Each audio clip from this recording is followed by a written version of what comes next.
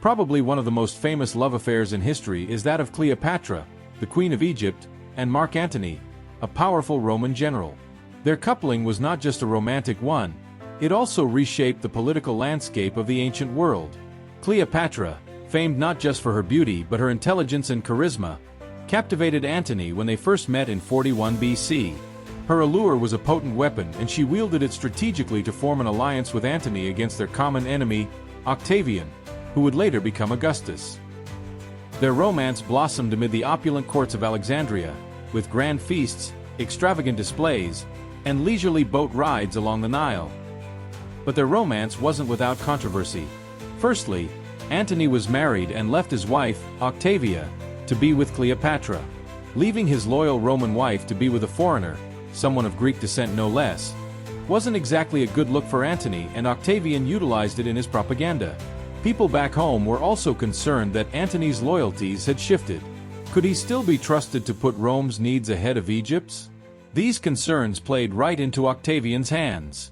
It's no wonder then that their relationship was doomed to have a tragic end. Their union quickly led to political tension that ignited violently at the Battle of Actium in 31 BC, where Antony and Cleopatra's united forces took on Octavian's navy. Both Antony and Octavian were master strategists, but many historians believe his relationship with Cleopatra clouded Antony's judgment. In the run-up to Actium, he had made several serious blunders against Octavian, losing battles he should have won. The couple's love story met its end when they were defeated at Actium. According to Roman historians, the two fled to Alexandria where they were besieged by Octavian's forces. The most famous version of their story ends with Cleopatra faking her own death to avoid being captured. Upon hearing the news, a devastated Antony is said to have taken his own life, falling on his sword. He's still very much alive. Cleopatra is then said to have killed herself by allowing a venomous asp to bite her. Their deaths mark the end of the Ptolemaic dynasty in Egypt and the rise of the Roman Empire's undisputed power. Emperor Shah Jahan built the Taj Mahal for Mumtaz Mahal. What's the ultimate way to show your significant other how much they mean to you? Well, if you're Emperor Shah Jahan of the Mughal Empire, you build your wife one of the most famous architectural masterpieces in the world. Emperor Shah Jahan ruled from 1628 until his death in 1658. Before coming to power, he married Kandahari Begum, the daughter of a powerful nobleman. He then married Akbarabadi Mahal after becoming emperor, but not much is known about her.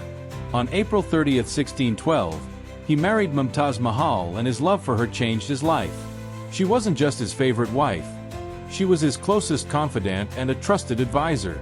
Tragically, during the birth of their 14th child, Mumtaz Mahal passed away. Grief-stricken, Shah Jahan vowed to honor her memory in an extraordinary way, did so by commissioning a grand white marble mausoleum of unparalleled beauty, the Taj Mahal. He brought in the most skilled architects and artisans to create this architectural marvel, which took over 20 years to complete. Its breathtaking symmetry and intricate details stand as an eternal tribute to Mumtaz's memory. Shah Jahan's love for Mumtaz Mahal and the Taj Mahal's creation continues to captivate the world. Today, millions of visitors from around the globe marvel at this symbol of love and devotion, reminding us that true love transcends time, place, and even mortality. 3. Emperor Nero and Poppaea Sabina's love affair ended in murder. Nero isn't exactly ancient Rome's most fondly remembered emperor, and much of that has to do with his love affair with Poppaea Sabina. Theirs is a tale of passion, ambition, and the tumultuous dynamics of ancient Rome.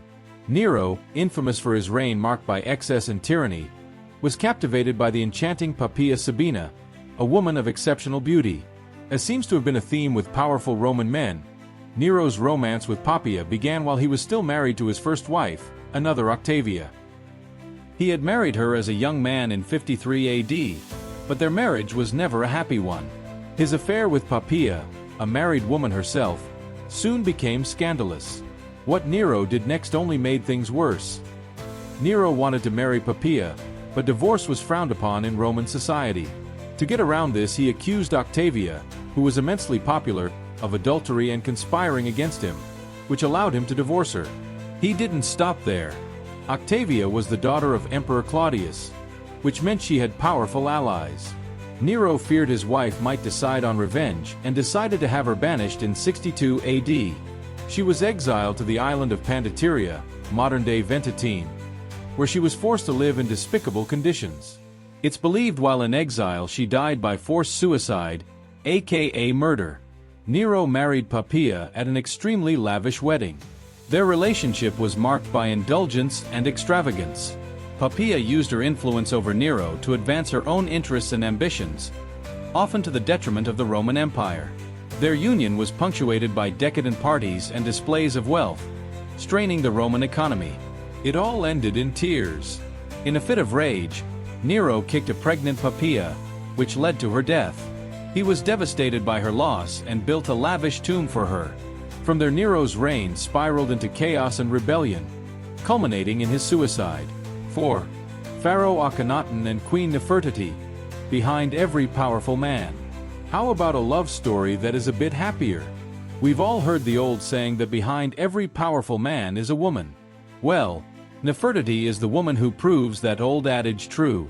Their love story is a captivating chapter in ancient Egyptian history, marked by a unique blend of romance, religion, and radical change.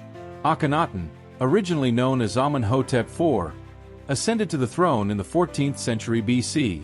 His reign was profoundly shaped by his deep love and partnership with Nefertiti.